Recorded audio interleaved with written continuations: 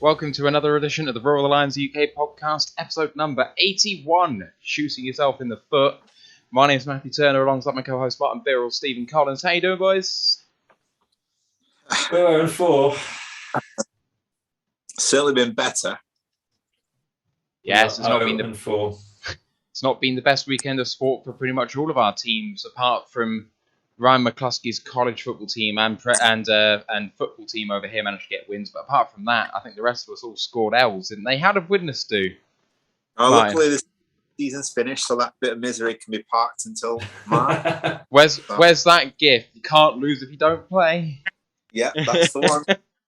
My favourite kind of weekends. Love it. Right, we are here to break down Lions news and the Chicago Bears review. And just want to start by saying, get in our Discord channel. It's a hive of activity and what have you. Of course, I avoided it over the weekend because, oh my God, how bad were the Lions? But let's move on from that. College football podcast coming up to review the weekend's action. That'll be on Wednesday, so don't forget to check that out. Please like and sub the video. If you are listening on audio, please do review us wherever you can on your podcast provider. If you can get onto YouTube and like us as well, it's the best thing you can do for us in terms of giving something back for what we're doing here. So if you can do that, much appreciated, guys. Hello to everyone in the chat. Ashley, One Funky Lions Fan, One Pride 4. See all you guys. Really appreciate your time. Let's start off with the news. Romeo Okwara sadly is done for the season with a torn Achilles suffered in the game, which is really sad. Frank Ragnow has a toe problem. In the recent press conference, MCDC Bed said basically it's a turf toe issue. He's probably definitely out this week. Being reliably informed by our own Ryan McCluskey that this can be anything from a 1 week to 2 month sort of issue. So it really depends how bad it is. But we'll find out about that shortly. In terms of the MCDC presser, it just aired about half an hour ago. He said that Decker coming back this week is highly unlikely. He said despite how bad we were on Sunday, that we were only 2 plays away from winning the game, and it's hard to argue with that considering how many times they didn't score in the red zone. Said he hates it for Romeo, who's a top-notch pro for the team, can't wait for him to come back. He said that they haven't been good enough on 3rd and 4th down throughout the season, and that carried on in this game. The execution's been poor. They still really like Bobby Price and Jerry Jacobs. Bobby, they just moved to cornerback just before the season. They're both young guys, and he also enjoyed how well Charles Harris and Austin Bryant played. They've all kind of shown something throughout the season, so they're going to keep working on these guys and not give up on them. He said that Jamal Williams was on point and ran his rear off, but he said they need to re-examine their short yardage situational analysis, which is bloody obvious.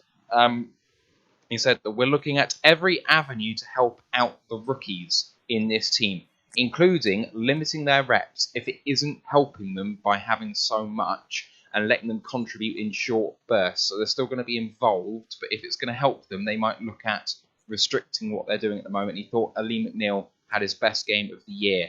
Any thoughts on those comments first before we dive into the game, boys? I think the rookie one's a fair comment. I mean, we're asking them, when you look at some of those key positions, we're asking a lot of them to do a job right from the word go. And they're finding it tough at the moment, I think. But yeah, I think what you're always going to get, I think, with Dan Campbell is the honesty, isn't it? And I think, he's not bullshitting about how disappointing yesterday was. But yeah, no, I think there's fair comments there. Williams again impressed me yesterday. I think him and Swift, I really like that combination. But yeah, like I said, I think you always get the truth from him. You always get that honesty, no matter how difficult it is at times. Oh, I can't hear you now, Steve. You're not on mute. I don't know what's happened there. Can you hear me now? Yeah, all good.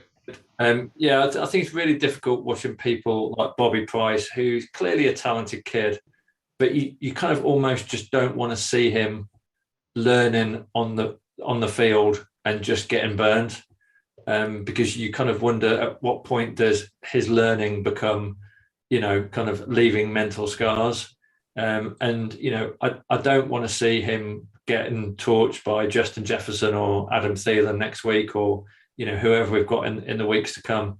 So I think it would be good to limit some of the play, but then the question is who steps up, because I don't see a lot of talent or even experience on the roster. So it's going to be a real tough one for Campbell to manage. Yeah, I completely agree. I mean, spoiler alert, Daryl Worley, who came in for some of Price's snaps, actually ended up with a PFF grade worse than Bobby Price, and we all know how well he played in the game. So, who does take those snaps is a massive issue, especially when you need to replace Will Harris. And I'll just say this now. You need to replace Will Harris, you need to replace Will Harris, you need to replace Will Harris. I mean, if I can just add to that, they need to replace Will Harris. Yeah. Yeah, I totally agree. It's gone beyond anything now that it's not salvageable. And you know what? I'm sure that he can do a job as the fourth or fifth safety who can have some special teams upside maybe, but he's a particularly special guy in that safety room. I mean, like in Ford Field, you've got like the concessions, you've got like a couple of shops, you've got maybe like a hot dog stand. There's got to be a place for Will Harris somewhere. Yep. I mean, I'm not sure he's up to being Rory. I'm not sure I could have him in that role because I think that he's just not going to deliver there, unfortunately. But hot dog stand, I can definitely see. Yeah. Right, let's move on to the game. There would be dropped hot dogs, but Yeah. I want to say something about missed tackles or fumbled, busted coverages, but I'm not sure how I can get that into a hot dog joke. Yeah, I mean, maybe you get a hot dog and there'd be 2 bits of bread, but no hot dog in it, possibly. I don't know. Yeah. Oh, that's the worst. So you go up for a hot dog, it slips out your bun. I mean, we've all done it. Right. Let's move on to the game. And Trey Flowers was ruled out pre-game. He hadn't practiced all week, so it did not come as a surprise if you had been looking at the injury reports all the way through the week. He did have 2 problems. I think it was shoulder and knee. So I'm hoping that both of those, get fixed as soon as possible because there is a gaping hole not only where he was, and I know there are some detractors amongst the Royal Lions guys with Trey Flowers, but we need him now more than ever because if nothing else, he provides the only at least replacement level work on those edges, Steve. We need some jaded veterans to take some of the heat over the next few weeks. And Trey Flowers would fill that category perfectly. Yeah.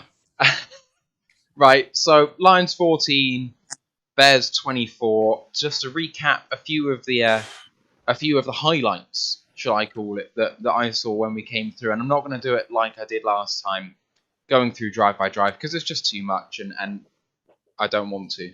But the first drive for Detroit ended up with Ragnall's muffed snap to Goff early on in 1st and goal. Listening to Dan Campbell, he said that the toe injury that Ragnall suffered wasn't on that play. That was a play that Ragnall left the game. But he actually suffered it at least before that. But there was an indication that it may not have happened in the game. I'm not sure whether I'm reading too much into it or whether it was just in the 10 snaps preceding that. But I don't think the muff snap could have been as a result of Ragnall's injury. So I'm not really sure why he managed to leave the game after that snap. Can anyone talk any sense into me about what's happened here? It looked like Goff tried to change the play and Ragnar just wasn't on the same page and it just all went tits up. Yeah. I mean, it was just a cluster. Amongst a series of them. Yeah, that was really gutting though because we'd actually proceeded really well down the field to get to what was it? It was 1st and goal from the 5, maybe, and we'd made short work of their defense all the way through. Yeah, and I think the one achievement of the Lions on Sunday was the fact that for the 2nd week running we've made history. So obviously the previous week it was having a 66-yard field goal scored on us. So that's a little bit of history there on the Lions. And this week we hit a new historical low. So apparently we are the first team since 1993 to have driven the ball inside the opponent's 10 on our first 3 drives and failed to score a single point in any of them. First team since 1993 to do that. Oh. You know what? That takes some doing. You know what it was for me yesterday? The Bears are shit. That's the thing. And I think, Matt Nagy is a poor head coach. His record against us is 6-1, I think. So, the quarterback situation they've got there is a joke. Yeah. He was absolutely dominated by the Browns last week, Fields, and we just didn't put anywhere near enough pressure on him yesterday. They've got a slow defense, and I think we just made some really poor decisions yesterday. I get that field goals don't win you games, but against such a poor team like the Bears, I think we had a couple of really easy ones that we should have put through. For me, I get the call about, I get the thing about him being aggressive, and we like that, but there's a fine line between aggressive and stupid. And I think we saw that yesterday. That I think there was a naivety yesterday at times in play calling, and it just makes you think the amount of times, what does it do for a defense if you come away having shut out so many times like that against a team lacking confidence? I think we didn't do ourselves any favors yesterday. I mean, I've written down here, we had 4 plays at the 8, the 5, the 3, and the 8, came away with nothing. Two lost on downs and 2 fumbles, and you just can't win games that way against anyone. Let me read some of the comments to you guys, just so I can kind of fire back a little bit from what they're saying. So let me first start with One Pride 40. One Funky Lions fan, beg your pardon. So he said 4th and goal from the 5 in the first half, you need to kick. But he needs to learn to control his aggression, just needs to be smart about his aggression. But One Pride 40 replying with, maybe a little bit, but I want him to be aggressive. Do you want him to be conservative? So what you're saying, Martin, is just that there's an in-between. Yeah, I think so. I think yesterday, particularly that final one, the 4th and 1 with 3 to go, something like that. Yeah. Yeah, for me, that we should have taken the field goal there. The time was on the clock. We would have made it to 1-score game. Why not? I get why we're going for it, and I get that if it worked out differently, hindsight's a great thing. But there were a couple of occasions I think we could have come away with the field goals and made it a much tighter game. They're not a good team. We made it easy for them yesterday. And that's what's so frustrating. Yeah. I think in terms of the fans criticising Campbell on this, we've had 3 years of a head coach that never went for it, that always kicked the field goal, that always punted, that was just the absolute worst for negative decision making. And the fans are all like, we want someone aggressive, we want someone that's going to go for it, we want someone that's going to throw the dice. We want that kind of Riverboat Ron kind of character that's going to, gamble. And now we've got that in Campbell, who's been making really, really strong, aggressive, decisive moves in terms of going for it. Everyone's like, oh, no, we don't want this. This is, what's he doing? And yeah, there is a middle ground, but I've got no issue with any of Campbell's calls. It was the execution that went wrong. He made the right calls. And in terms of the analytics, I think that was backed up every time by the analytics. He made all the right calls, but the execution was so bad, so bad. So what I would say in terms of decisions is I agree with every single one in terms of going for it or not going for it, apart from the 4th and 5, which I think was early on in the game, and I just thought your chances of converting from 4th and 5 are low. You're in, the red zone, which means it's already condensed, but you're far enough away. Strangely enough, I kind of feel more comfortable the further you are away in that situation because it actually gives you a bit more room. That one's actually far enough away from the goal line that you can't run it, but close enough that it's condensed. So I hate that call. But every other call I really, really like, including all of the 4th and 1s. But pretty much every single play call I hated. They was just all wrong. All wrong. Sorry. I think it depends on, this season, I think we generally all admit before the season started it was going to be a difficult struggle. And I think, everybody thought that from the word go, and we haven't seen anything to suggest anything differently. However, I think with some better players and some more cohesion, I think that aggressive play calling will be great down the line. And I think at the moment, we're just having to deal with a lack of talent in some of those areas, which is letting us down. So I agree with Steve to an extent that the play calling I get, but with this group of players, it depends if we're saying, are we trying to win a game here or in the bigger picture more important? So the bigger picture is more important, then I'm fine with the aggressive play on. If we're actually trying to win some games this year, I think this was a winnable game on field goals yesterday. So that's where I am with that one. But, I suppose 1 win, 2 win, 3 wins it's nothing major anyway at the end of the day. I guess when you think about it in terms of the analytics, in terms of like if you do a thought experiment in your head from the 10 points down with the 4th and 1, and you say you would kick the field goal to bring it to a 1-possession game. So here's how I would break that down. You're unlikely to get a better chance to score a touchdown in the rest of the game. There's time on the clock, but you have to make a defensive stop, get the ball back, drive down the field, and score a touchdown, which is hard. And when you do that, you tie the game, and potentially then there's still a 50-50 chance you lose the game. So that gives you a tremendous chance to definitely lose the game, is how I see that call. Whereas 4th and 1, you should convert more than 50% of the time. 4th and 2, probably about 50% of the time. 4th and 1, I'd say maybe 60-65%. You score a touchdown. If you do end up getting a field goal when you make the stop, if you make the stop, but then it's a tie and you've still got a good chance to lose the game or win the game. But then if you actually do get the ball back and get that second touchdown you need, you can actually win the game. So out of all of the unlikely things that happen, you have, in the first instance, an unlikely tie to lose the game, and in the second one, an unlikely way to win the game, I guess, if that makes sense. The problem is, though, is the reason we can't kick a field goal at that point is because the minute that Fields got hold of the ball and started to throw it, we were getting torched left, right, and centre.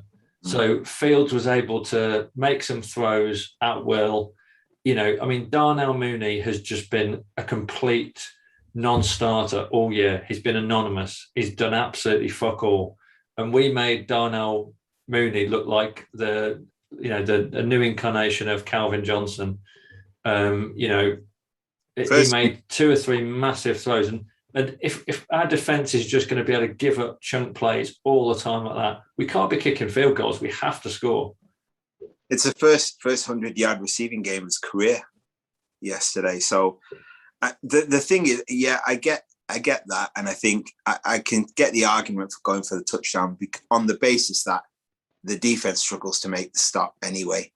So I get that on the flip side, but I'm saying with better players, I think you can be a little more flexible on that. But I guess I would say that the defense turned a corner at halftime and actually did start playing better. But I think potentially that was because Chicago were far more conservative and more predictable in the second half because they didn't need to be aggressive or as aggressive, which is why when they needed to be, they were so effective when they wanted to go down the field in the second half because we weren't expecting that. I do kind of... Sorry. I was just saying, I think it's interesting this year, actually, when you look at the starts that we've made to games. Last year, we started some games pretty quick. This year, really, really slow. I think this is the second week in a row without any points in the first half. But I don't know, those are generally scripted plays at the start of games as well, which is a worry. That on some of those drives, those scripted drives, we're not getting, we're not scoring from them, or Goff can't execute them, or we haven't got the wide receivers to carry out those drives. But I think 69-27 in aggregate points in first halves this season. So big gap there. Chasing games is a difficulty for us as well. I've got to take issue with just talking about the defense playing well. The defense did not play well at any point. The defense at points played slightly less worse. I mean, I did say played better. Well. I did say played better. I didn't mean played well. Yeah, I mean, we've got to accept that, even with the injection of talent and Lee McNeil and Levi, and they're still not playing well. This is still a defense that, we couldn't stop the run. I mean, again, David Montgomery, anonymous all season, and all of a sudden he's charging through the middle of us like Walter Payton. We just didn't stop the run, and we got burnt in the secondary. So I think what's frustrating is it looked like last week as though we turned a corner on that, and I thought, you know what, we're getting a tune out of what little we've got there, and then this week just reverted to type, just same old mistakes. Same things as last year. Can't stop the run. Can't get a stop. But yeah, just so frustrating because it seems to be one step forward, two steps back at times. Yeah. So, question in from Det Fan Man. He said, "Where is Charles Harris on your list of current active best Lions defenders? He's just hit his single-season career sack record of 3 after another sack in this game." I have my own thoughts on this, but I'll go to Steve first. Well, his PFF grade was 41.2, and he had 3 missed tackles. His running grade was 38.2. Yeah, he was probably our best pass rusher once Aquara was injured. But did he get a sack? Yeah, he did. He got one sack. He got 1 sack and 1 QB hit. He flashed a couple of things, but for everything that he could do, there was a lot of stuff that he wasn't doing. So he was okay, but if you think about the talent that he's up against when you're trying to make comparisons, there's just so little there. Right, you, Martin, what did you see from Charles Harris? Yeah. I mean, I thought he was the only one with any real pass rush on for Fields, but yeah, I'd agree with what Steve said there on that. So, I mean, just for me, Charles Harris was one of the biggest problems in this game for me, because all the success that Steve just mentioned that David Montgomery had effectively came through that left-hand side, which is where Charles Harris was. He was an atrocious run defender. Like, the gaps they were opening up were so bad. How do you think Aleem McNeil graded so well at nose tackle and they had so much running efficiency with David Montgomery basically running between the tackles? It must have happened at the edges, and Charles Harris was the main person at fault for that. So yeah, he got a sack, and the sack was beautiful, by the way. The spin move, the acceleration out of it to hit Fields, got the full force of him onto the quarterback. It was really, really nice. But it was a horrific day for him. And the thing is, that PFF grade includes the sack. You take that out of there, that's a career worst day for him, potentially. And he hasn't been good in his career. So, I have some very strong feelings about that. And this is where you miss Flowers. And I'm sorry to harp on about this, because I know Steve will probably take the piss out of me for it anyway. But Flowers does the dirty work, doesn't get noticed, especially in run defense. Flowers sets that edge. Montgomery doesn't have that sort of day. He just doesn't. So I think we really missed that, because I think we could have been much, much closer in this game with him in the team. Yeah, I mean, Flowers can set an edge, but Flowers wasn't there. And, if you look around the NFL at the moment, you've got teams that are absolutely decimated by injuries, but you've got teams with a real next man up mentality. And you're seeing that happening all around the league. Players coming in, off the bench, off the practice squad and making plays. And the guys that are coming in for us from the kind of bottom end of the roster, they look like they're learning football on the job. They're not making plays. They're turning up, they're putting the uniform on, they're flying themselves about, but the execution is just appalling. Even if you consider the Ravens from last week, how banged up they were, and they still, they turned over, I can't remember who they played yesterday, but, they won again yesterday. The depth is there. Broncos, yeah. The depth is there in that squad, to keep turning up, and we don't have that. We said that at the start of the season. We're a few injuries away from a disaster, and we're approaching that as we stand, I think, at the moment with we lost Aquara now. Obviously, Okuda's gone for the season. So what pieces we do have are quickly falling down, and it does leave you wondering. The question is, where is a win going to come from? I mean, the thing is, at the moment, we've all been saying, we're going to beat teams like the Texans and people of that sort of standard really, really low down. Whereas now I'm at the point where I'm saying, we'll give them a good game, which is a bit worrying. But we should have won the game by now. We definitely should have. Any other time, you would have said we would have beaten the Ravens in that game. So to get to that at the end of last Sunday, I felt like, do you know what? It's gutting to lose that way, but we are looking better and we are closing in on finding that win. So I was really confident this week. And you know what I'm like? I'm not that kind of person when it comes to the Lions, especially. I was really confident this week that we would come away with a win because of how poor the Bears are. And then to be 14-0 down, halftime 14-0 was it, I think? And I just think, well, where is it gonna happen? Yeah, I said before the season we would finish 5-4, no, 5-12 was my prediction, and I had earmarked. I think I said that we'd lose to the Bears away, but we'd beat them at Soldier Field. And I think the Bears at home, the Bengals, the Eagles, the Falcons were the games I've got earmarked. I think the actual only winnable game for us is going to be against the Packers on the 9th of January, because I think we'll be playing like the Packers' second and third string team, because I think the Packers will have qualified and probably got home field advantage. And I think that's probably their best chance of win. I can't see us beating the Falcons, because the Falcons actually looked okay against the Washington yesterday. They looked all right. I mean, they didn't look as bad as we did. They didn't look as bad as Chicago did last week. Okay, they looked at least a cohesive football team. It's the injuries that make you, the mountain injuries that you just think we can't survive those. And, I'd be terrified if it's 0-16 going into that last game against the Packers as well, because I can remember when it was 0-15 going in against them last time. So I don't want to see celebrations like that again. But I honestly looked down the schedule, and I think I said 3 wins this season, 3-13 I might have said. But, it is starting to look as though that's quite optimistic. But if you'd asked me last week, I would have been confident with that. So, you never know, I guess.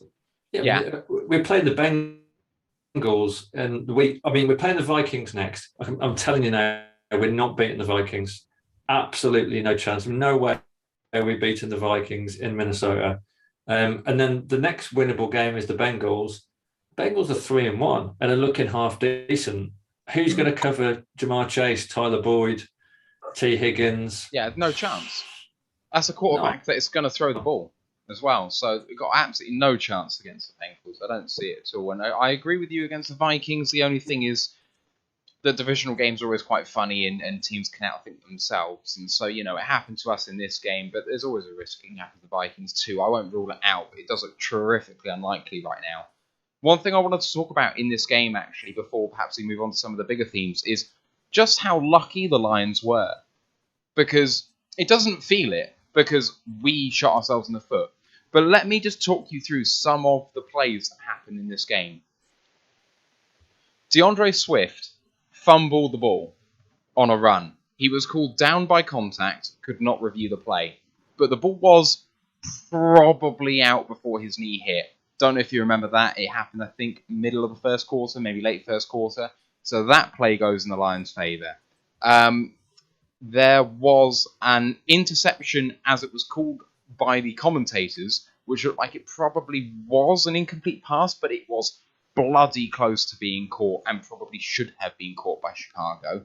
You had a roughing the passer penalty called on Goff because he had the tenacity to be touched on the helmet. That was a very fortunate one. It was the right call, but it's so close to not being called, and then the drive is finished. You had the illegal forward pass on the fumble, where they were away for a touchdown, kind of did a little nice rugby pass, but it was forward, so that got called back quite a long way. You had the interception, which was a great play by Jalen Reeves-Maybin, but Fields should never have been thrown there. It's a mistake that only a rookie could make, really. There was a snap on the false start penalty that Detroit had, where the snap wasn't anywhere close to Jared Goff, went way over his head, but because it was a false start, and they can't, decline that penalty, the Lions actually get away with that one. On a punt, a Lions coverage guy hit the guy who was meant to be catching the ball. Now, the ball was actually landing behind him and he was leaving it, but he was quite close to the ball. So I thought that could have been called fair catch interference, but it wasn't. We got a fair catch interference in our favour, despite the fact it looked like it hit him as the ball was caught, Jared Goff threw a running back screen right at the hands of a defensive player. Should have been intercepted, but wasn't. What else was there? There was a penalty that Tonga, the nose tackle, did, I remember, that didn't look like a penalty, and that majorly got us out of a hole somewhere. I can't remember where it was, but I remember thinking to myself, that was lucky. And then Goff recovered his strip sack. Now, Steve mentioned that Fields recovered his own strip sack, but I'm not talking about Chicago being lucky. I'm talking about Detroit being lucky, and we were very lucky in that. Now, those are just those plays. And obviously, the Lions did get down to the red zone 5 times, so they did a lot right in this game. Like, you don't progress that far down the field without doing quite a lot right. But so much went in our favour, and so much was done badly in play calling in the times that really, really mattered, that it's so hard to fathom how this game went this way. Yeah, I mean, pick out a couple of positives. You know, we moved the chains between the 20 and the 20 really well. Like, for the most part, you know, we were able to make plays. I thought Khalif Raymond had a bit of a breakout game. I thought he looked really good when he caught the ball. Good turn of speed, good yards after the catch. I thought I was really impressed with him. I thought Cephas was good again. And I thought Jamal Williams, you know, always looked capable of picking up 5-6 yards. So there were some positives. And Goff made one really, really good play where the pocket was kind of collapsing and he kind of jinked left, pushed up, went right, dodged around the defender and made a really good throw. And I was like, holy shit, we've got a mobile quarterback. But obviously it was the only time he did it. And there was then a series of horrific blunders to follow. But it just shows you that he can do it periodically. One Funky Lions fan said the hit flag by Tonga apparently was after the whistle, and that's a flag. I actually don't remember this play. I've only watched it through 1.5 times on the 40-minute highlights because I wasn't there live, so I don't remember that play. I'll have to take his word for it. I noticed a bit of chat last night about Penny Sewell as well. I know he didn't have the best of games yesterday. But there seems to, I mean, it's always the case with a first round pick. I think people are very quick. Same was with Okudah, quick to criticize. And I think the guy needs some time. I think what I've noticed in these last 2 weeks, he struggled against real speed. So he struggled in that position the last couple of weeks. And obviously that's something that maybe when he switches sides again, that might be, it depends who he comes up against, I think. But it was a worry yesterday. You know, in a game when we really needed him. I didn't think he had a great game yesterday, but you know, it's easy to pace some of these people when they're rookies, and you just need a bit of time, I think. Yeah. I would agree with what you've said about Khalif Raymond. I was really impressed with him yesterday, and I thought he had a couple of good catches. But I'd be really interested to hear people's opinion on Goff, whether it's yours or people watching on YouTube, because we're reaching, I don't want to write somebody off after 4 games, but it's a real difficult one because you feel like you're on a bit of a roller coaster with him. Sometimes he's absolutely brilliant. You think, great. Other times, this looks like a really average player. And then that can be, you know, players around him not making that look easy for him either. But yeah, I'm really interested what other people's views are on that. I don't want to write somebody off so early, but I kind of am. It wasn't a roller coaster for me. It was a ghost train. That's what Goff's performance was. Yeah. Yeah, I think for me, I'm really struggling to stay on that positive side of everything because, like Steve said, in isolated moments, he shows that he has the quality of it. And there was one specific drive. Let me read my notes on this because it was interesting. Short, easy completions, sack given up by Sewell inside, lovely throw on to Amon Ra, then again to Hodge, then again to Raymond touchdown. Like, there were 3 or 4 consecutive plays after the Sewell sack that were exceptional. And the second touchdown was a great pass. I thought it was a really great pass. And that is, you know, that is where he moved, when he moves his feet, he looks like he can provide that bit of spark that you need. And then other times, you know, the fumbles and even that last drive, the poor execution of that pass. You know, I think there was another one where Raymond was wide open and he missed the pass. Yeah. I can't remember what point of the game that was, but I seem to remember it. So, yeah. There was one where there was a free play, and so he threw to Raymond down the field, and he wasn't open. He was covered somewhat, but it's a throw that you could make, and he threw it kind of behind him. It came off Raymond's hands, but he didn't really have a chance to catch a ball unless you've got like Calvin Johnson-sized hands. So yeah, that sucked. I mean, I think the thing for me is Goff is making mistakes that aren't to do with chemistry with his receivers. They're not to do with feeling comfortable in his situation. They're just to do with his quality as a consistent quarterback. Just the mechanics. Yeah, absolutely. He seems to lack a little bit of consistency in that regard. And actually, he looks better in the scramble drill than he does when the pocket is clean sometimes. Like the pass to Cephas you mentioned, but he actually scrambled a couple of times in this game and made really good throws. So, like, but he's not that quarterback, at least not in terms of his reputation, he's not. But the off-script throws, Amon-Ra had a couple of kind of good working back towards the ball type plays when the pocket was breaking down. And that was one thing that really impressed me, actually. All the receivers, I think, was there any receivers that I didn't like in this game for us? Raymond had a really good game. Cephas had a really good game. Amon-Ra had a really good game. Hodge obviously had the touchdown, did quite well in his limited snaps. Was there anyone? Benson was perhaps the one guy that I wasn't enamored by massively. He did okay. I didn't think Hock had a good game. I thought Hock struggled to get separation. I think the problem with Hock is we're just using him too much, and everyone knows that it's one of Goff's principal reads, and they're always looking for the ball. And Hock, to me, just looked a bit frustrated and just wasn't kind of like on his game. And when you take Hock out of our offense, then it's a major option gone. I think the problem with Goff for me is Goff looks like a rookie all the time. He looks like he's playing with this kind of like horrible nervous energy that he could at any point, make a mistake. If you want someone that can fire like 15-yard passes, like, low trajectory straight into a receiver, Goff's not bad. He can make that throw all the time. If you want anything that requires touch, it just seems he's lost his touch, either on the short passes or anything long that needs a bit of air and floated.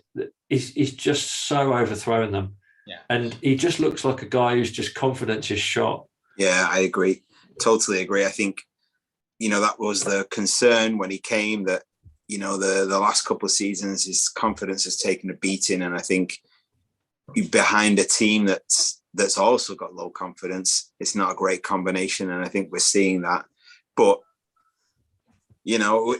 I guess we got the rest of the season with him, so we'll see how things go. But I just think I don't want to mention a name, but I think with a different quarterback, we may well have seen at least one win on the board by now. A different quarterback. I mean, I dare say that... Say the name. No, I can't say the name. I dare say that with a different quarterback, we might have been 3-1. That's a stretch. I don't think it is, though. I think that... You don't mean the first game? No, I don't mean the first game. I think that we potentially win the next 3, considering how the games went. I just think that Stafford can do everything that Goff can do and not have as many mistakes. People will pick on Stafford's mistakes, but he tended to not stack those mistakes. And sometimes the mistakes he made were back-breaking. But, I mean, we had 4 back-breakers in this last game and we lost by 10. Like, it's insane. We were still in this game all the way through. We were never out of this. So, I don't know. It's frustrating. Let's talk about the Lions' D-line, particularly. So, I mentioned about Charles Harris earlier, and Aleem had kind of a good day, but Montgomery obviously kind of torched us. What happened, do you think, with that? It seemed like, at least for a large part of the game, run or pass, that, Fields had a lot of time in the pocket, despite the fact that this Bears O-line is awful. Why Terrible. Why couldn't we do anything in the run or the pass game? What was it? There wasn't enough pass rush, was there, at all on Fields? A guy that came into the game with very little confidence just was not put under the pressure from the word go that we'd done so well actually the week before. I think we did a great job on Lamar Jackson the week before in terms of pressure, really did. And this week, that's what convinced me that I thought we would win this week. I thought if we can apply that again to that rookie quarterback, then I can't see how we can't win that game. But it just disappeared. I mean, it's just a frustration, isn't it? I cannot. You can't say the same mistakes are happening every week, but also a rotation of those mistakes. So some weeks we'll be good on the pass rush. Other weeks, then we will be pretty much non-existent, like yesterday. And I don't know. I'm just at a loss to say how we allowed that game to just go away from us so much yesterday. And then, like you say, always be within touching distance of it made it even more frustrating. Even at 14-0, you just thought, well, score the first one after halftime and it's game on, because they're so poor. They're lacking confidence. But I don't know. It's just a frustration, isn't it? Yeah, I think it shows the limitations, but this is where I just rather they just put Levi and Aleem in and gave them like 45 snaps per game and just let them learn their craft. Like, why limit them? Just let them learn, because we're not getting. I don't know what we're getting from letting Brockers and Harris, I guess. We know what these guys are like and what we're going to get from them, and they're just very, very average. And when you think about how I know that the Browns have got like Myles Garrett, and they absolutely molested the Bears O-line, but we just made them look, we made them look good. And the Bears are not a good football team. They've got a fucking terrible O-line, and we just made them look good. I can't even remember many 3rd and longs that we restricted them to. No, there were a few. 3rd and 4, 3rd and 6. There were some of them in there, and a couple of 4th downs as well, but they just converted them with ease. That was the problem. We were really bad on 3rd and 4th down. One of the turning points was right at the start on their first drive. They were moving the chains, and then we stopped them. We stopped them on a 4th and 1, or we got to a 4th and 1, and then they went for it on 4th and 1. And AJ Parker had a tackle behind the line of scrimmage that would have just killed that play. And, he just missed the tackle, and the Bears ran another 7 or 8 yards, and that was it. They were rolling then, and that was like their first score. And that was just symptomatic of the play all day. And then I think you go back to the week before, and I thought that's something we did really well. If you think about even the last drive for the Ravens, the pressure on the quarterback and the pressure that was applied was so much better than yesterday. And that's what I can't understand, the difference between the performance from the week before and the performance yesterday, even despite the limitations. I'm just looking back through the stats, because this doesn't ring true to me. Even I've just said something which totally contradicts what the stats say. Bears were 1 for 8 on 3rd down. Martin just said he didn't remember any 3rd and longs, but they converted once on 3rd down, and they were 1 for 1 on 4th. I think they probably just converted a lot of 2nd downs. Maybe, but they had 8 and we had 11 3rd downs, but we had 10 more plays in them. So, it doesn't make sense. So in terms of yards of offense, we were only 25 yards behind them with 1 less drive.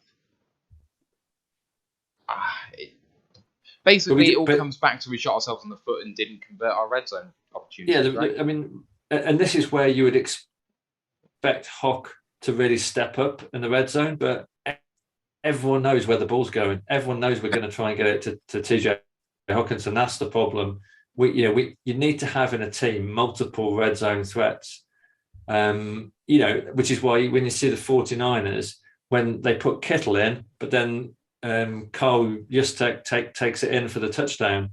We need to have options, and that's my only criticism of Campbell. Really, is I think he should have used Jamal Williams more in the red zone, because I think he always looked like getting the ball over the line for a TD.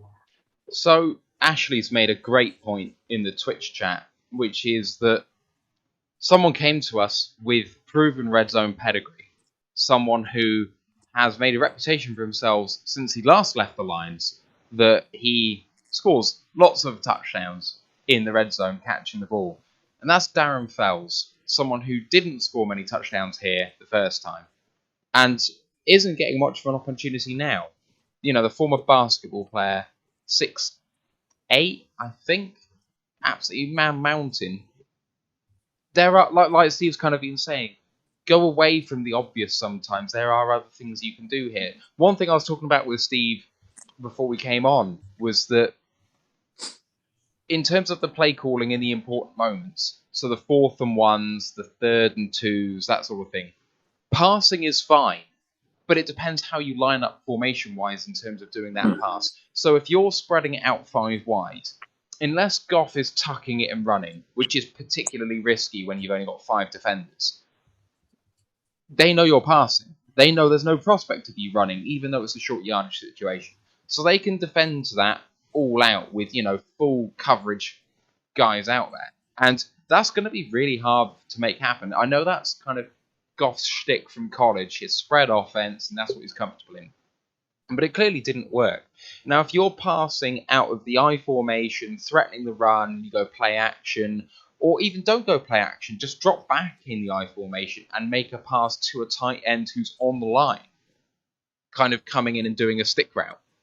That's great, because at least you're threatening something and you're making the defense think about what you're doing. But so often in this game, we telegraphed what we were thinking. There was no misdirection. There was a little bit of motion pre-snap, which, we've done a lot of. But my question is, what is the motion doing for us? Because I haven't seen a big difference in the results. Yeah, Darren Fells only got 19 snaps compared to Hawkinson's 58.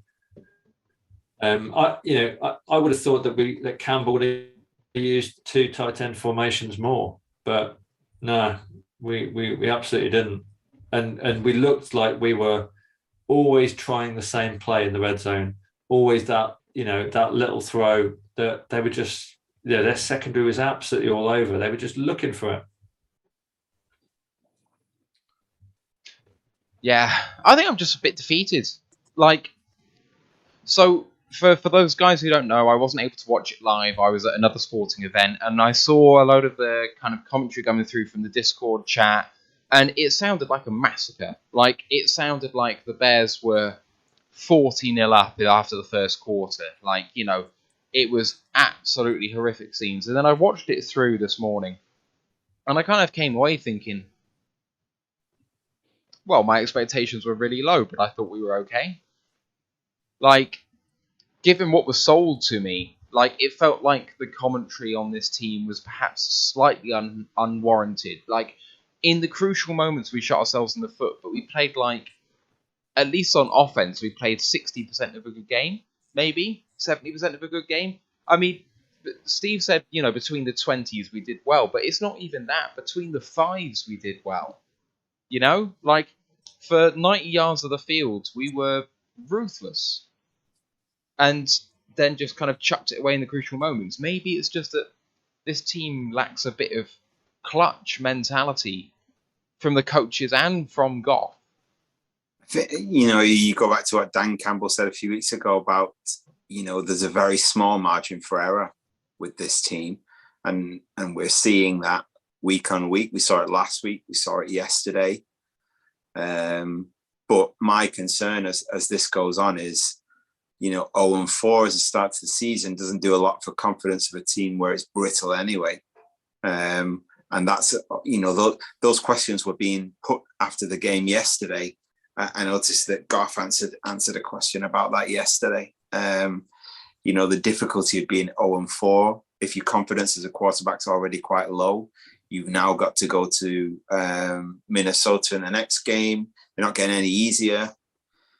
It'd be very, hindsight's a great thing, but it would be really interesting to see what would have happened if we'd held on against the Ravens going into this week's game. Because I think confidence with this team is going to be a massive thing with so many rookies in there. That first win could provide a bit of a springboard for them. But, the schedule's done us no favours this year. It's been so tough. But, I think at times we said at the start of the year it's going to be a tough year. And I think we have to accept that and have to just play the long game with this.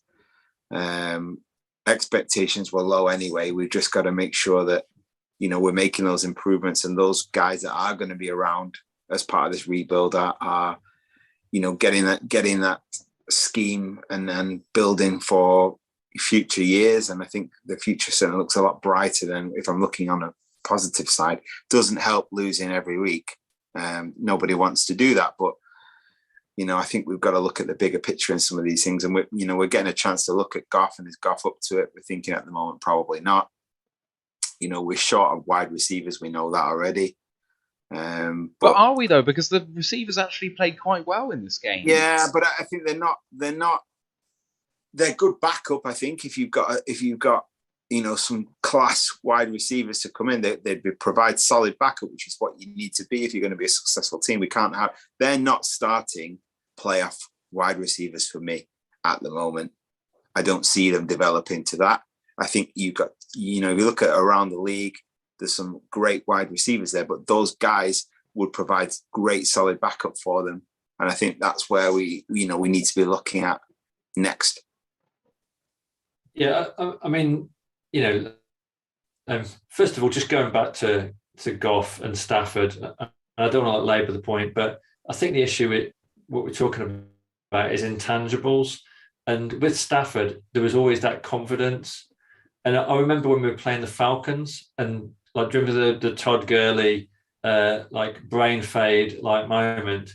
And when we got the ball back, I was 100% confident that Stafford was going to get us down the field in I think we had a minute and 15 seconds. Never occurred to me that Stafford wasn't going to do it. Maybe one of our receivers would have dropped the ball, or, maybe something horrific would have happened, but Stafford was not going to be the problem. Stafford was going to make those throws. And with Goff, he looks really short of confidence, and he's, like I said, he's got that nervousness in everything that he does that just rubs off, I think, on the rest of the team. And I think in terms of receivers, I was watching a bit of Red Zone yesterday in between the games, and the Giants and the Saints got down to I think they were 21 each, or it was really, really close. And the Giants, Golladay's had a pretty poor season and has done fuck all for the Giants, but it came down to that clutch moment at the end of the game, and Daniel Jones found Golladay. Golladay made a big catch and ran it 20 yards and, set up, I think, the Barkley running touchdown at the end. And that's the ability that someone like Golladay has. He is a real wide receiver one. He can go up against the other team's cornerback one and make that, it doesn't matter the coverage, he will make the catch. And that's just what we don't have. And first of all, that's bad for Goff. And secondly, that's something that we absolutely have to address. And you can see what a difference that Jamar Chase has made for the Bengals. I still think it was the right thing to draft Sewell ahead of Chase. I'm not trying to make a draft comparison, but I'm just saying when you have someone like Chase or Justin Jefferson last year for the Vikings, these players are transformational in terms of being able to make the catch, yards after the catch, a huge chunk play. And, we just don't have anyone that can do that regularly. I think Raymond did well. I'm not convinced by Amon-Ra at all. I think he's been okay. But, we just want someone who's just that next level, who can just pull a play out of nowhere. And that's what we need to address next year with the draft capital that we've got.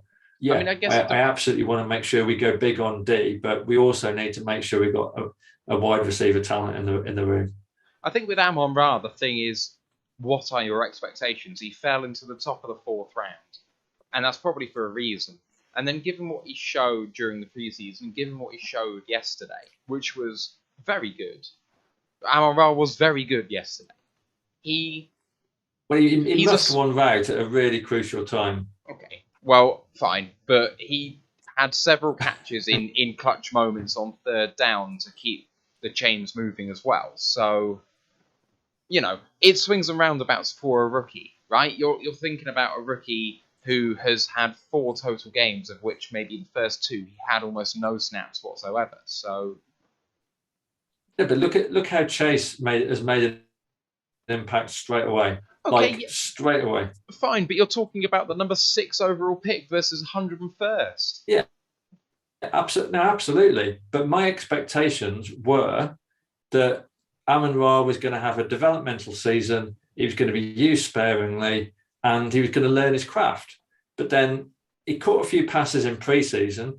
Everyone talked him up and said, "Oh, we've got a steal here. This guy should have been a first rounder. I can't believe we got him in the 4th round." And now he's effectively our wide receiver 1. And, he looks way off where he needs to be. And I'm not really criticising him. I'm criticising how he's been used and how a 4th round pick all of a sudden is like our go-to guy. That is an indictment of Quinn and Patricia and the roster that they built more than anything to do with Dan Campbell. I would agree with that, definitely. And it was the point I was making before about, if that's your wide receivers, then you ain't going to the playoffs. If they're your first choice wide receivers, even moving forward, you're not going to be a playoff team. And I think it's all right saying, they've done well. They have done well at the moment for me in the limitations that they are. I don't think, we had very high expectations of them at all. But I think not having those 1 and 2 wide receivers, the top class wide receivers that you need, takes weapons out of that offense immediately and makes it a very predictable team to play against. And I think we've seen that in these first 4 weeks. Swift and Williams, I think, have done a reasonably good job as running backs. And I think they've been used a lot because of that limitation of that wide receiving. And I think that's where TJ is struggling as well, because teams know that's one of our major threats, and they're just nullifying him every week, particularly the last couple of weeks. So without those strong wide receivers, I think it does cause a lot of limitations, and it does make it very, very predictable. I completely agree. And actually, the thing that Amon-Ra suffers with is when it comes down to a clutch moment, Amon-Ra's a slot receiver and TJ's a slot receiver.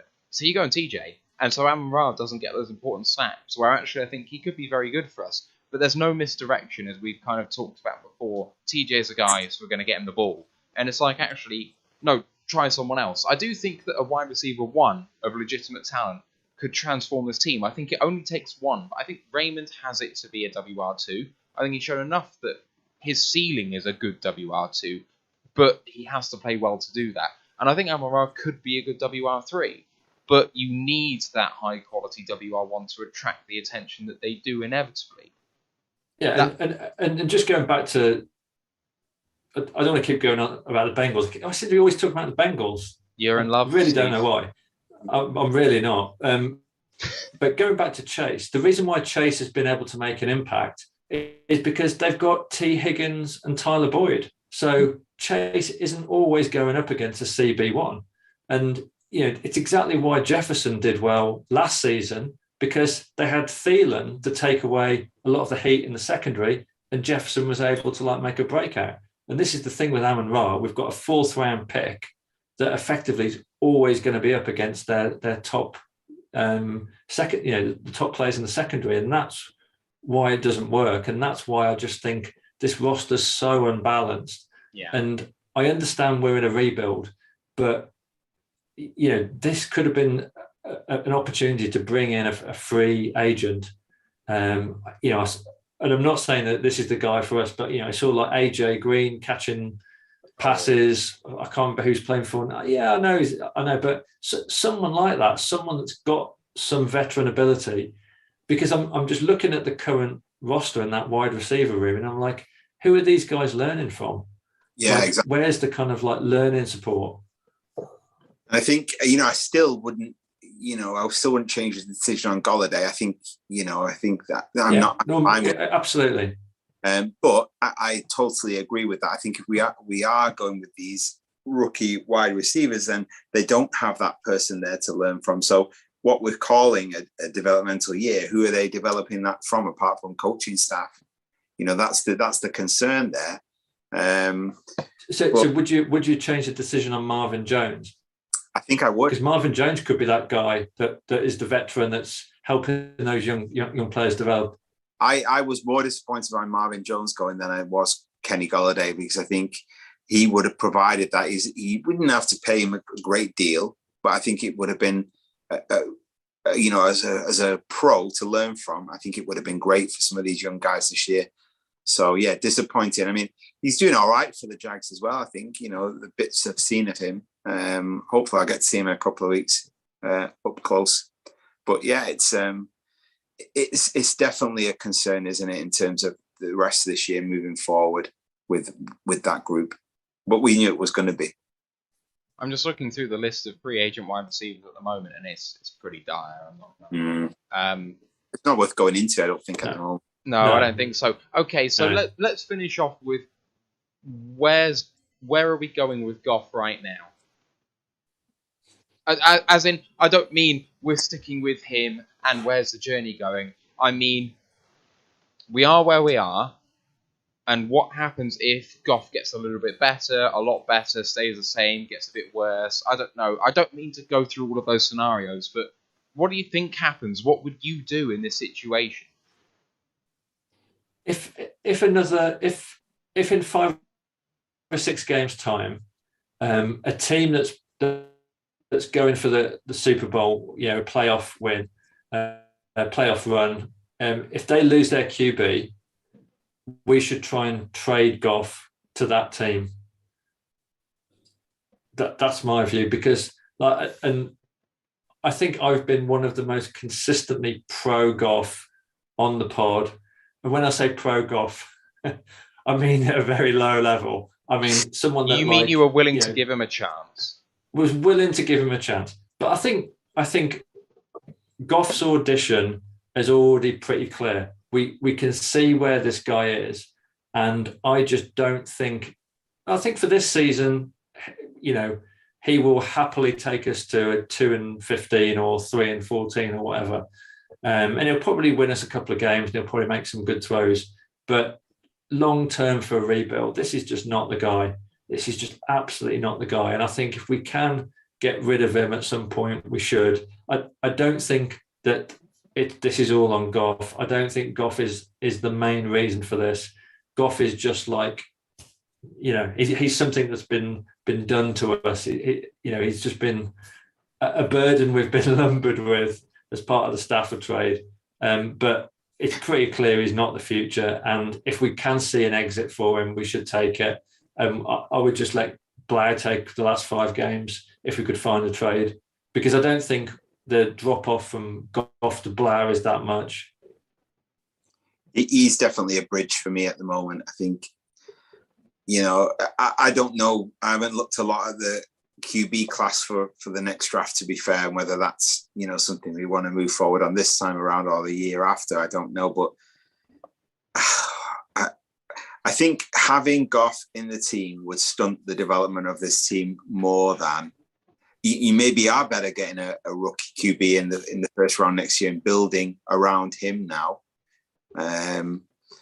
But it's a shame because, you look at some of his early stuff in his rookie year and the year after, and when he's playing with confidence, when he's playing with those weapons around him, he had some really good standout games, and he's definitely a QB that runs on confidence. And you can see at the moment, he's not got a lot of that.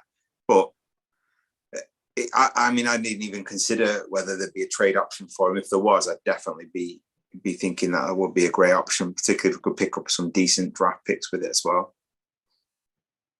Do you think there's any improvement that could be had with him? Because clearly he has shown plays where he can do it.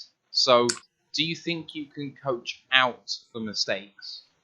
That's the biggest question, isn't it? Can you coach out those mistakes? If you can, there's still a serviceable quarterback in there. If you can't, this is what we have. No. I think Goff's now in his sixth year, and I think probably we're kind of at his ceiling. I think it's all about the scheme. I think if you designed an entire offense around Goff, and you kind of limited the kind of throws you were asking him to make and the schemes that he was running, you could probably get away with him being, how he is, and he would probably perform to a slight better standard. But we're not in a situation where we've got the talent to build around Goff. Like we need to clear the decks from a QB point of view and put someone in there as a rookie who's going to have a much higher ceiling. And also, I just think that pocket passer QB is just out of date in terms of the modern NFL. And I would want to see someone, not necessarily like, a dual threat Lamar Jackson clone, but just someone that is a lot more mobile than Goff. I think you have to look at, go back to what I said earlier about the bigger picture. And if the bigger picture is that you want this franchise to be a playoff team in the years to come, can you see Jared Goff being a quarterback of a Detroit Lions playoff team? And I can't. And I think, for me, it's about when we pull the trigger on that. Do we say, okay, if we can get a draft perfect, I think that's the perfect scenario. If we can get something for him throughout this season and then add to the draft capital that we've got for next year, that'd be perfect. But, in terms of to develop a side, you don't really want to see him in there next year, I don't think. I think it probably has to be a QB in the draft this year, particularly with the 2 first rounders that we've got. So it's where we're going to pick from. If we're the number 1 pick, which could, potentially happen, then I think you would have to take the best quality QB there for me. I would, so far in this college campaign, I would be desperate to move out of one. Maybe just a few spots, try and pick up what you can and take Kyle Hamilton, because that's who I want. And that I want to do anything I can to take him. And even if that leaves me rudderless at QB, or bring in a vet at $10 million a year just for 1 year, I would kind of be okay with that. I think my mind's been made up by Ashley in our Twitch chat, because he said, and I quote, "I hate to say it, but Goff is a slightly older Daniel Jones." And in my reply to him, I've said, I'm going to disagree with you, because I think Daniel Jones is better than Goff at the moment. I said, I think Jones is a better runner. I think Jones is playing with more confidence, and he's less flustered under pressure. There's still the same problems with both quarterbacks, and maybe that's where Ashley's going with that. But in Jones, I see a guy with a lot of upside, and I don't see that in Goff anymore. And I thought I did at the start of the year, and it's extinguished and it's gone.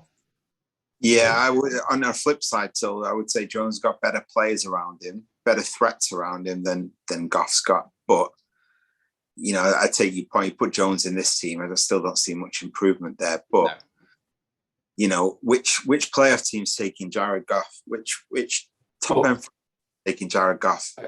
Okay, so hypothetical scenario, right?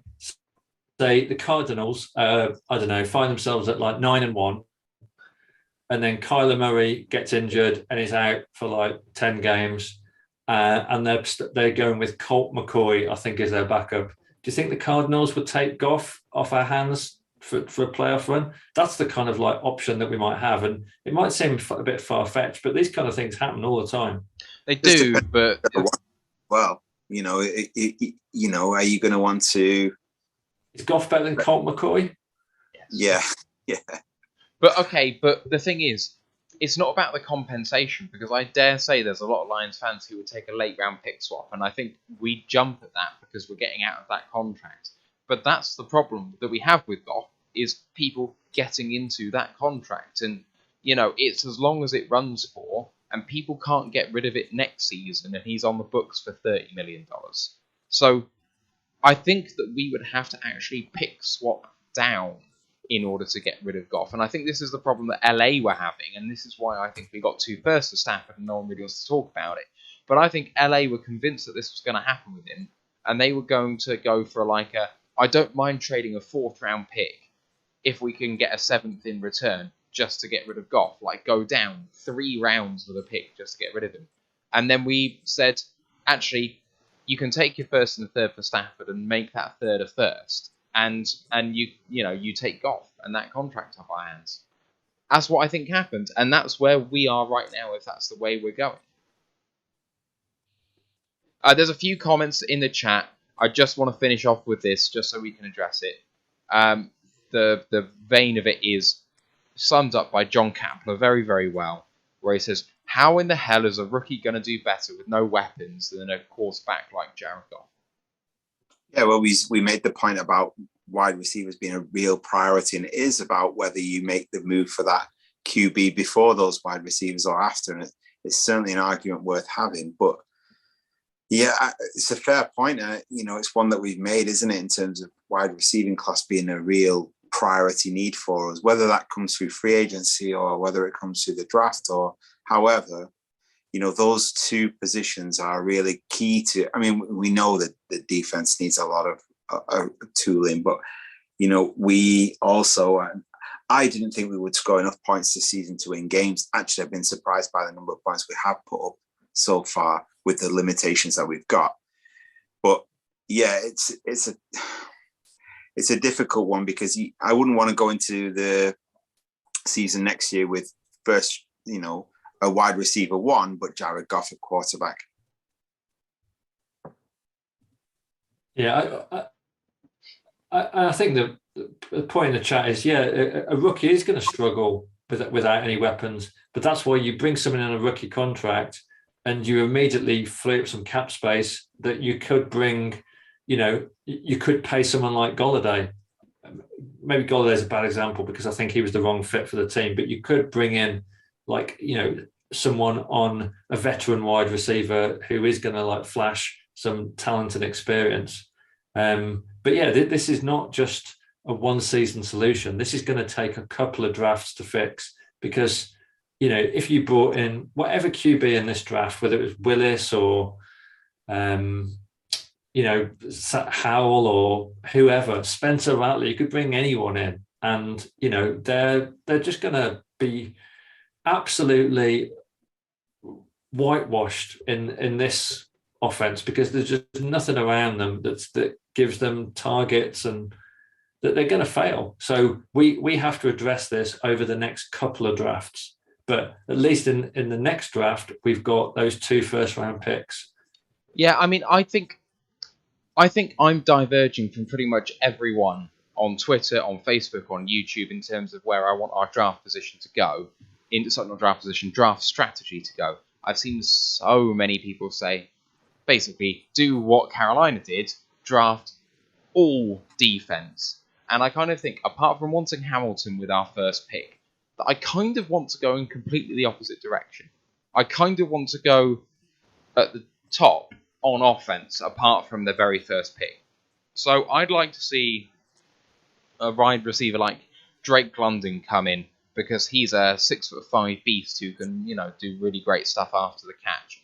Or someone to that effect late in the first, because I think if you pair him with a premium free agent and what we have at wide receiver, suddenly you're giving your quarterback a chance. So I don't want Goff, and I kind of have started thinking that, this is the beginning of the end for him already. But I think that wide receiver room can change very quickly, and suddenly, if you have a wide receiver room that's high-powered, the O-line's good, the running backs are good, if the wide receivers become good, that's an offense that you can actually be proud of again. We're only 2 players away from it, potentially. We have to. The secondary is, I think, one of the most important units in the modern NFL. You have to have a good secondary at both safety and corner. And we have to address that. We don't know what Okuda is going to look like when he comes back. The rest of the corner back room is a mess. We've talked about Will Harris. Tracy Walker is a good second safety, but we need to have someone that is going to dominate that backfield. And for me, that's why we draft Carl Hamilton with our number 1 pick. Yeah. Absolutely. All right, let's wrap it up because we've gone on a bit longer than we intended. Just any final thoughts from the game, from the team, anything you want to get off your chest just before we're going to be talking about the draft for so fucking long. It's only October. Oh my God. Thanks for that, Steve. Martin, anything you want to say?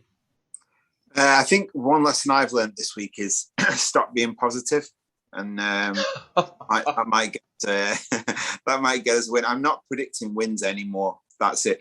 I decided as soon as I saw Ant had predicted a defeat, I just thought, "What are you doing?" So yeah, no more win predicting from me, and hopefully that'll have the desired effect. Yeah. So I'm saying keep the faith. I don't mean predict wins, but I just mean if you have a look at the coaching staff, if you have a look at the plays being called, okay, Aylin could have called a better game in this specific game. We've actually been praising in the last few games for putting points on the board. Keep the faith with Aylin.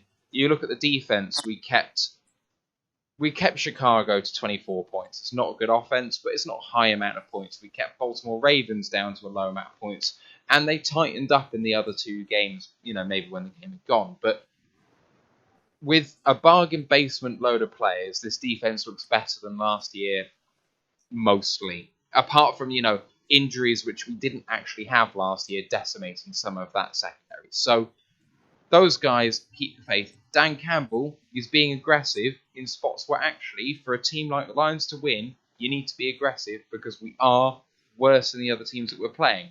So it may not work, but it's a boom or bust technique.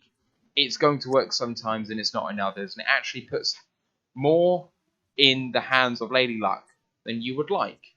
But if the team's not good, try and be lucky.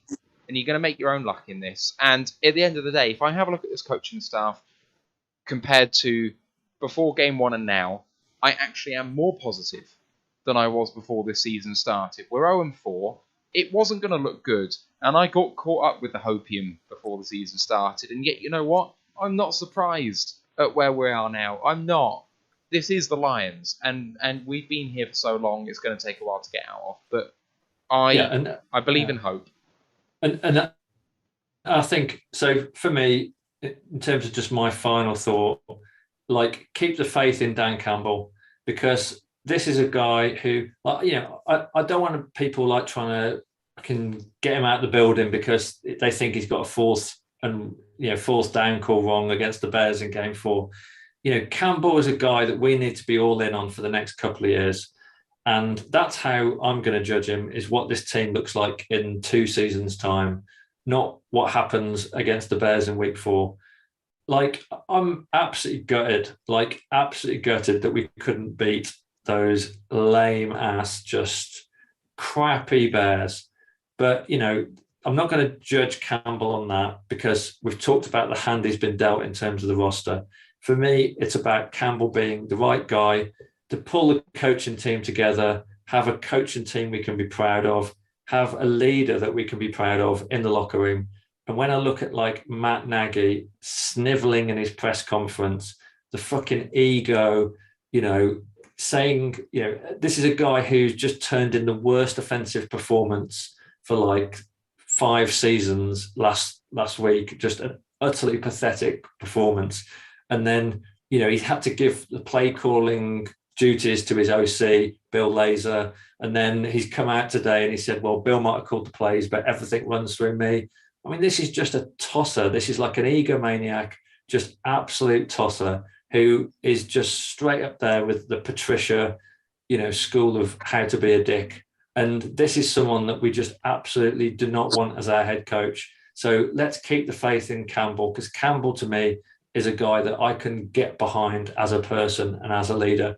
And there's a dozen dickish coaches out there in the NFL. Do you want Urban Meyer? Do you want Matt Nagy? Do you want that loony from the Giants? Absolutely not. We want someone like Campbell. And, let's just keep the faith and let's not turn the negativity of losing to the Bears into a witch hunt on the coaches, because we're better than that.